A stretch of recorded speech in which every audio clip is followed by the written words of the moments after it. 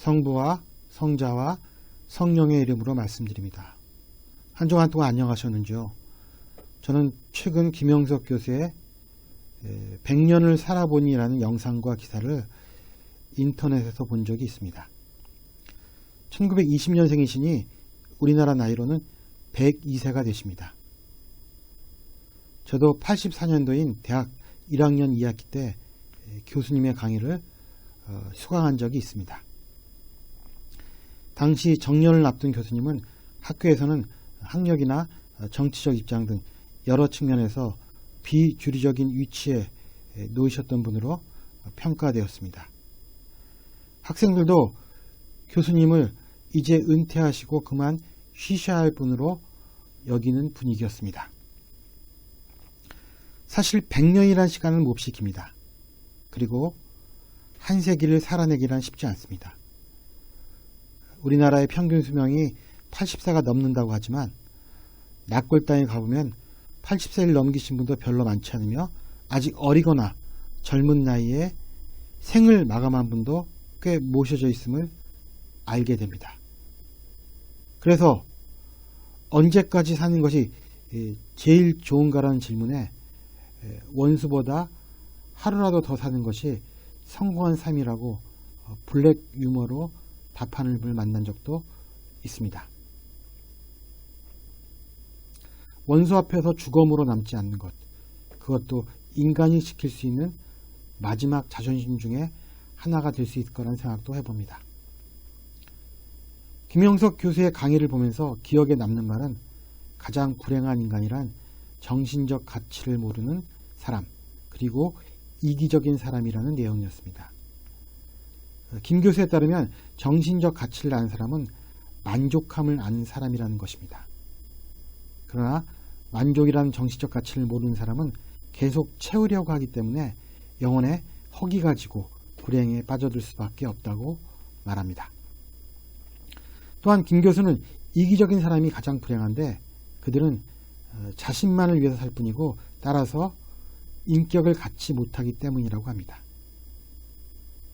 김 교수는 인격이란 인간관계에서 나오는 선한 가치이고 인격의 크기가 자기 그릇의 크기인데 이기주의자는 그 그릇을 갖추기가 어려우며 갖추더라도 그 그릇이 작기에 담을 수 있는 행복이 적다고 평가합니다.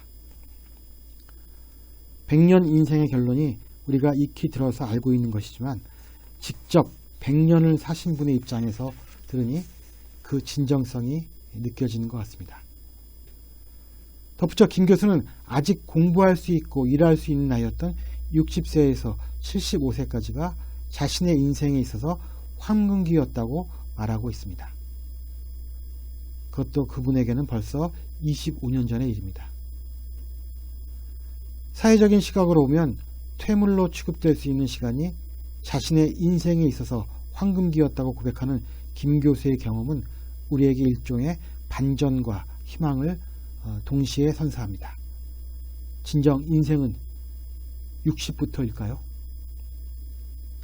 우리는 김 교수가 말하는 정신적 가치와 이타적인 삶의 추구, 이 두 가지를 충족시킬 수 있는 최고의 조건이 바로 기독교 신앙 안에 있음을 알 수 있습니다. 그래서 하느님으로부터 부르심을 받은 자들이 예수님 이후 줄곧 복음을 전하고 있는 것은 아닐까요?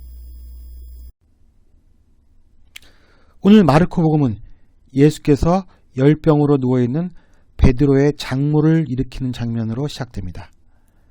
그때 마을 사람들은 해가 떨어졌음에도 불구하고 병자와 마귀 들린 사람들을 예수께 데려옵니다.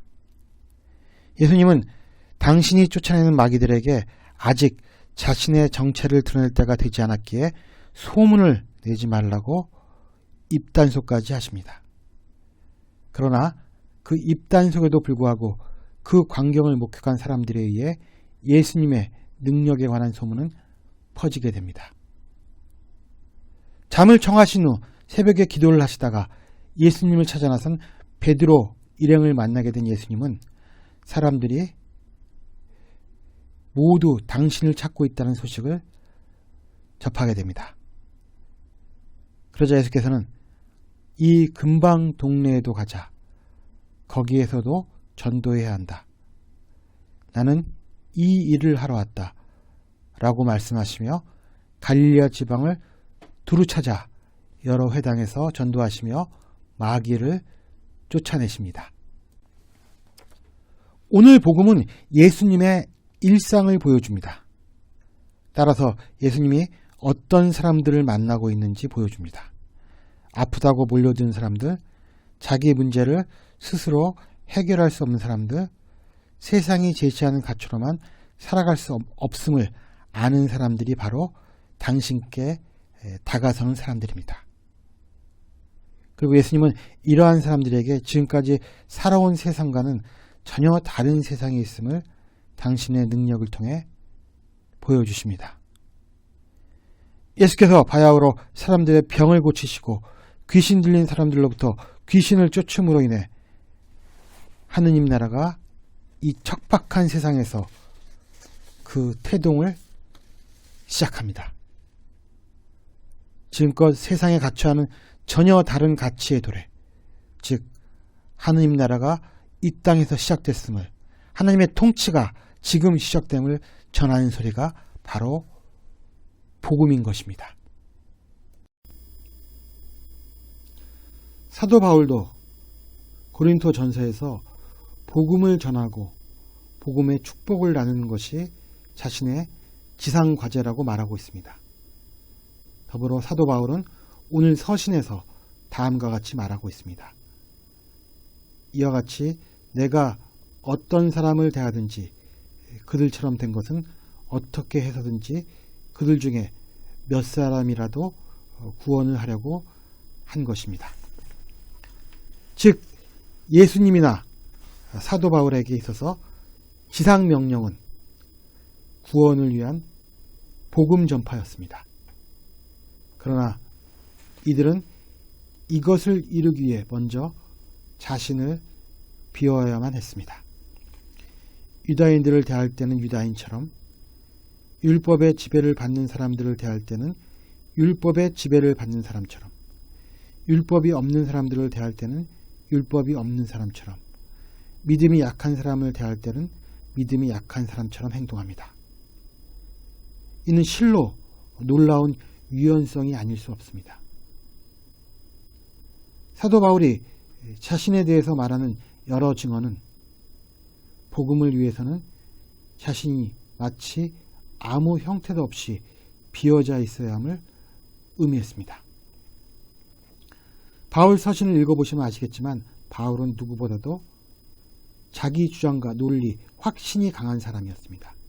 그리고 사도들 사이에서도 자신의 확신을 굽히지 않아 갈등을 마다하지 않던 사람이었습니다. 그러나 몇 사람이라도 구원하겠다는 마음,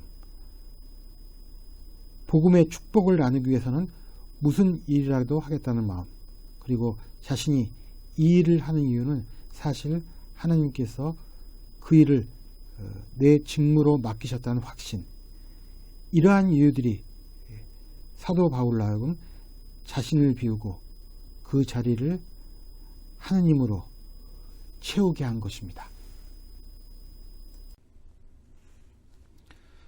저는 최고의 정신적 가치인 복음을 전해주기 위해 애썼던 예수님과 사도 바울의 이야기를 살펴보았습니다. 그리고 진정한 복음은 타인을 살리는 이타적인 것임을 확인할 수 있었습니다. 저는 복음이 하느님을 아는 것, 그리고 하느님을 우리 삶의 주인으로 모시는 것으로 생각합니다. 오늘 일독서인 이사야서는 예언자 이사야를 통해 하나님이 어떤 분이신지를 우리에게 알려주고 있습니다. 야훼께서는 영원하신 하느님, 땅의 끝까지 창조하신 분이시다. 힘이 솟구쳐 피곤을 모르시고 슬기가 무궁하신 분이시다. 힘이 빠진 사람에게 힘을 주시고 기진한 사람에게 기력을 주시는 분이시다. 청년들도 힘이 빠져 허덕이겠고 장정들도 비틀거리겠지만 야훼를 믿고 바라는 사람은 새임이 솟아나리라. 날개쳐 솟아오는 독수리처럼 아무리 뛰어도 고단하지 아니하고 아무리 걸어도 지치지 아니하리라. 우리가 하나님이 이러한 분이심을 깨닫고 받아들이게 되면 우리는 참다운 가치를 추구하는 사람이 됩니다. 그리고 이것은 우리에게 삶의 만족을 가져다 주기에 세상의 가치로부터 멀어지게 합니다. 그러다 보면 불현듯 내 안에 사시는 영원하신 하나님으로 인해 우리도 하느님처럼 영원히 살 수 있으리라는 확신을 갖게 됩니다. 이제 내 안에 내가 사는 것이 아니라 하느님께서 사시게 되는 복음이 자리 잡게 되는 것입니다. 하느님 나라에 관한 소식이 우리의 참다운 가치임을 깨닫는 저와 여러분이 되기를 주님의 이름으로 기원합니다.